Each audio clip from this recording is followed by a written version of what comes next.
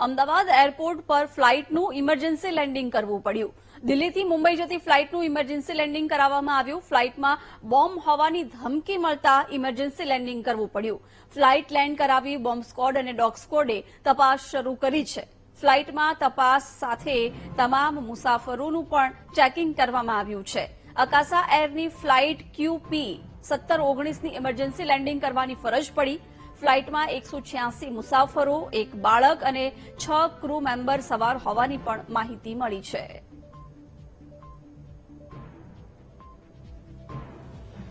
ફ્લાઇટમાં તપાસ સાથે તમામ મુસાફરોનું પણ ચેકિંગ કરવામાં આવ્યું છે.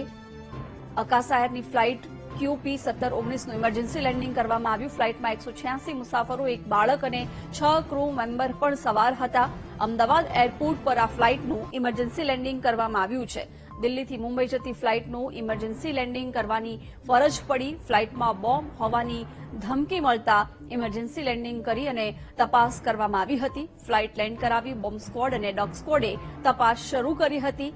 સાથે જ ફ્લાઇટમાં હાજર તમામ મુસાફરોનું પણ ચેકિંગ કરવામાં આવી રહ્યું છે.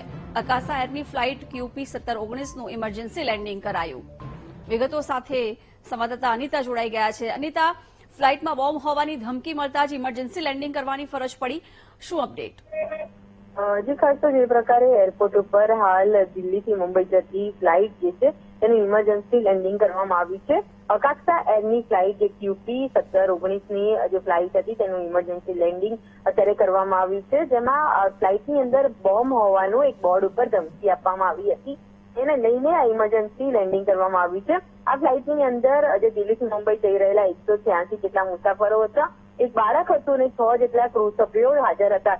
જ્યારે આ પ્રકારે ધમકી મળતા ઇમરજન્સી લેન્ડિંગ કરીને હાલ અમદાવાદ એરપોર્ટ ખાતે બોમ્બ સ્ક્વોડ અને ડોગ સ્ક્વોડ દ્વારા ચેકિંગ હાથ ધરવામાં આવ્યું છે, જેમાં જે મુસાફરો છે તેઓના જે સામાન છે તેનું ચેકિંગ હાથ ધરવામાં આવ્યું છે અને તમામ ફ્લાઇટને હાલ બોમ્બ સ્ક્વોડથી ચેકિંગ હાથ ધર્યું છે, પરંતુ હજુ સુધી કોઈ શંકાસ્પદ વસ્તુ મળી હોય તેવી માહિતી મળી નથી.